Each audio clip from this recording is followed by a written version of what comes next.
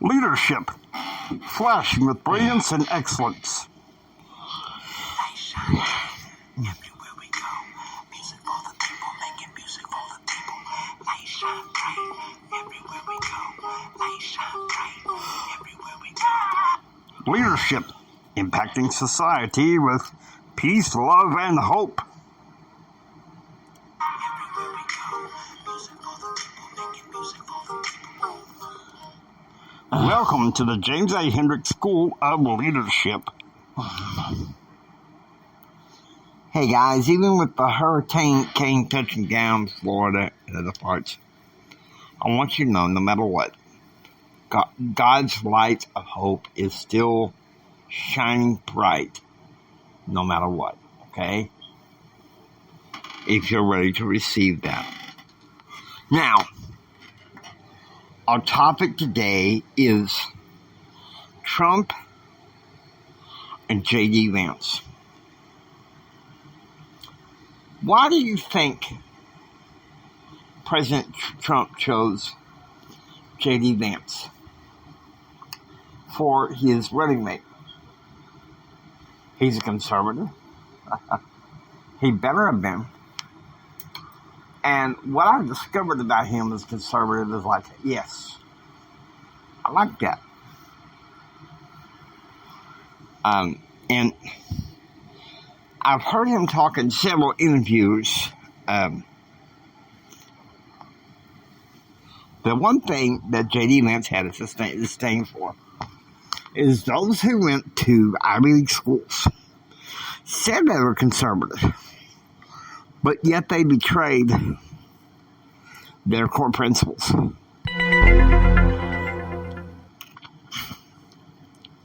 Have you ever, let me ask you this.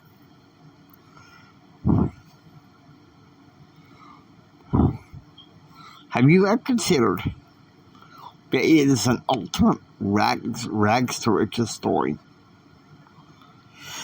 And if it can happen for him, it can happen for us. Listen to me. Don't give up hope. The American dream is still alive if we keep on fighting. Okay? JD Vance. Born up in the hill country of Ohio. His family came down from Kentucky.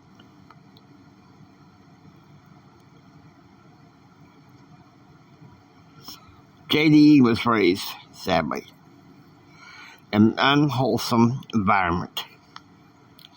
As she went from as his mother went from husband to husband, boyfriend to boyfriend, and thanks to his grandmother, his mama, JD knew he wanted better. So what does he do? He graduates from high school. And I thought he'd go straight to college. No. He commits to and does 4 years in the United States Marine Corps. And you know what he said about the time of the Marine Corps? That it helped him gain perspective. The idea of the merging of land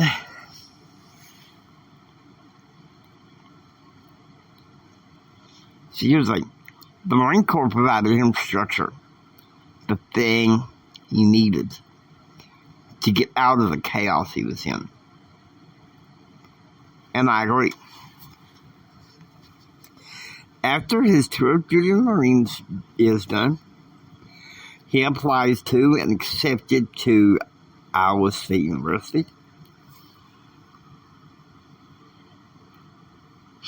Interest in politics. And then after that, after 2 years university, he goes to Yale. Completes it. Finds a sweetheart in Yale. They get married. It was Yale that compelled him to write his book, Hillbilly Elegy. And I've been called upon yesterday by God, called upon to write my life story. I'm going to put it in a blog. I have no desire to put it in the book because, well, let's face it.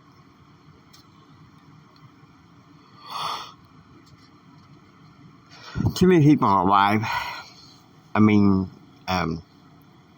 main thing is my mama. I don't want to hurt my mama. Thing is, I think at some point I'm going to have to let people know. But JD Vance broke away from the cycle of chaos and poverty. He's like, hey, you guys, guess what? You can keep playing the same games, but no. Time to move. He went on and got his degree from Ohio State. Then he goes to Yale. He said when he first arrived at Yale, he enjoyed it. But it was such a culture shock for him. It was like a fish out of water. But the one thing that JD Vance said about Yale is that Yale cultured him. If it wasn't for Yale, he wouldn't have currently met his wife. Okay? You may say, well, Jimmy, why do you care? Because I see too many parallels between JD Vance's life and my own. Of course, I wanted to get out from where I was in West Texas. And, well, for a time I did. I went to Texas Tech. I met the woman of my dreams. Got my bachelor's degree in political science, but moved to Dallas-Fort Worth, and, well, not a good market if you just got a bachelor's in political science, and, well, the marriage dissolved. And, the more I figured out, I thought, well, God means everything for the best. But the longest while, I couldn't figure out why. I couldn't figure out sometimes why I couldn't fit in. Even sometimes at Toastmasters. But I began to see, hey, God has a reason why sometimes we are called to be standouts as Americans. To fight for the American dream. A lot of the advice that was given to JD, I received a lot of that from my maternal grandparents as well. Now I don't care to go through, really, my life story. Because I started writing it last night. It's painful. I'm not interested in putting it in the book. But it's something to write. As a personal history. So later kids can look at it and say, hey, look at what all he overcome.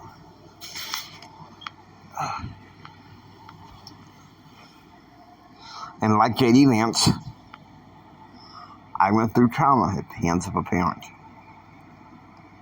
Mine, sadly, it was my father. I loved my father. Well, my birth father. And I respected my birth father. But, unfortunately, I feared my father. He had traumatized me several times in my childhood. Now, looking back, I realized that my father was not a well man mentally.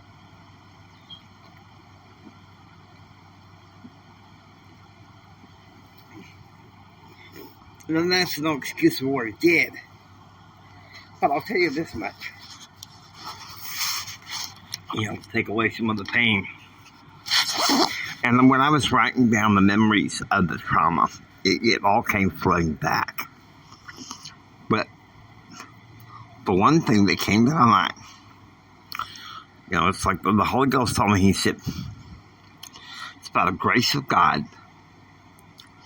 that you made it through it. Okay? By the grace of God. What did the traumas do for me? To help me see I needed structure. I needed love. For years I thought it was approval. And now I'm just kind of like, I don't care who approves of what I do or what. I'm not. As long as I'm pleasing the Lord, that's what matters the most.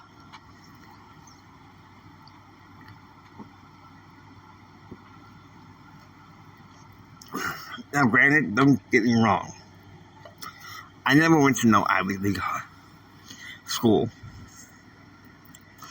I never had a law degree. Although in the past I wanted to, okay? I'm not going to deny that. I wanted to. I got my bachelor's degree in political science at Texas Tech. I wanted to get my law degree at Texas Tech. And when my ex-wife asked for us to move, I modified it. I was going to go to another school, of course. Lord, the Lord didn't allow it. And that was at the time of the dissolution of my marriage, which I rather not go into, because the fact of the matter is, all these adversities and trials make us who we are. And the same thing can be said for the American people. We have been through too much and then just sit there and fold our hands because we're worried about the election. Get out there and vote. Find out what early voting is. Go there in person. Folks' liberty is at stake. Now,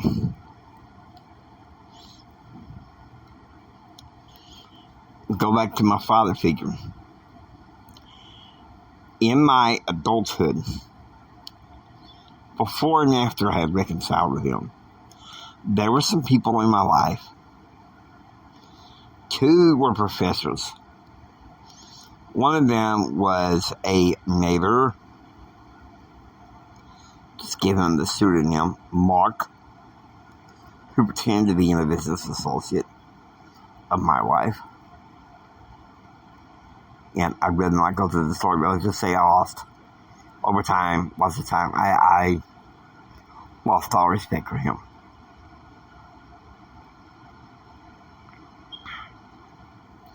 The fact is, God knows what we can endure. God knows what we can endure.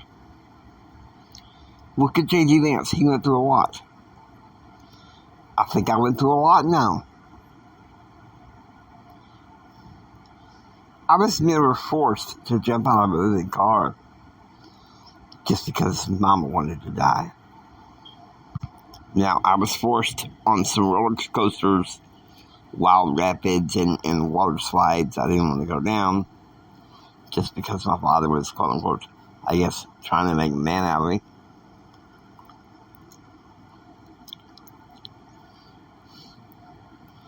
I've forgiven him. But that doesn't make it easy. Because here's the thing. And this goes along, Kamala, Tim Walz, Chuck Schumer, all of them. And I'm not going to get into pick. But let's think about it. These guys are reactive people leaders who don't know how to lead. Because they led the wrong way, they have the trauma the wrong way, but yet they don't take responsibility. And they go around and blame the electorate of the United States. Come on, what's wrong with this? We can ask a question that can make a difference. The problem is America willing to ask the right questions to improve the economy? I'm having huge hopes and high hopes that we will. But the question is, when are we going to quit asking the wrong questions, the same wrong reactive questions? Are we going to quit asking questions about COVID? I'm sorry, but I have to say that. We're going to stop asking questions about the riot that took place, supposed riot that took place at the U.S. Capitol and the police. I don't want to hear it. All right, I'm just being honest here. I don't want to hear it. And I don't want to talk about it. It's because the media is beating a dead horse instead of asking the right questions to solve the right political solutions. It's more far around. Let me tell you something. If you can stomach Netflix, maybe watching Hillbilly Elegy might not be bad for you.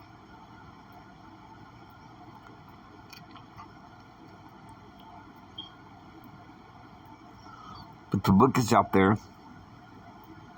He and Trump, they have a story that says, hey, America is up and coming. And I know there's quite a few Americans in Congress and stuff that didn't want that. I'm sorry, but we need proactive legislation passed in order to protect our economy. Okay? We need a president that knows what he's doing. Biden, he was out of it. Kamala, I'll be honest with you. Kamala was too busy controlling Congress and the special interests. She is not presidential material. Because when it comes to answer questions from the press, she just doesn't do well. Whereas JD Vance and Trump, they are thoughtful on how to answer the question. But you're returning to the candy or, some... Listen. The progressive liberal idea, the woke idea of tax the rich, it don't work.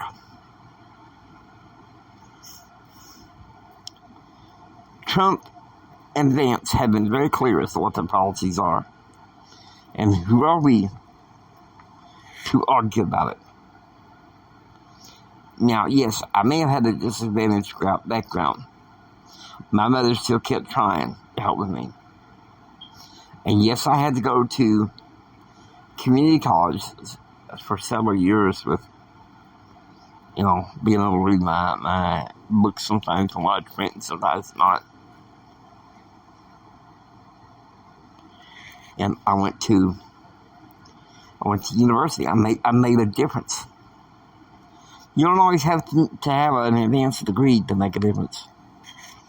You just have to be a willingness to make a difference. To flash with brilliance and excellence. To shine with hope. Peace, love, and hope. Please. Whatever it is, don't give up. The American dream is dead. That's what Kamala wants you to believe. Come on. Wake up. We can still fight back. Look at the hurricanes that are going on. Quite a dip for Kamala in the polls, right? Now, I'm not going to go through all the sad travesties and stuff like that. And it hits my heart, but I'll tell you something, it saddens me. So I'm just going to be a purveyor of hope instead of just being negative all the time. Because let me tell you something, we need hope. Right now, we as Americans, we need peace, love, and hope. Because we've had enough of the negative and the contention, the BS. I hope you enjoy listening to James A. Hendricks School of Leadership. If you like what you hear, please subscribe and become a part of the James A. Hendricks School of Leadership classroom. This is Jimmy Hendricks saying until next time, don't just sit there and take it. Build your dreams. I want you to keep your hope, keep your faith. Jesus saves. We're all going to be okay. Take care and be proactively informed. And remember this, from the bottom of my heart, Jimmy loves you. I really, really love you. God bless you, and please have a blessed day.